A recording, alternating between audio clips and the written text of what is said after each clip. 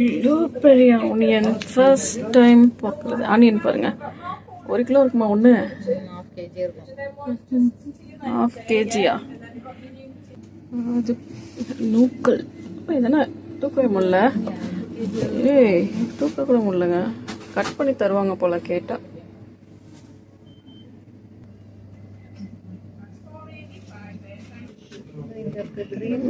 Lemon நல்லா பெருசா இருக்குது. லெமன்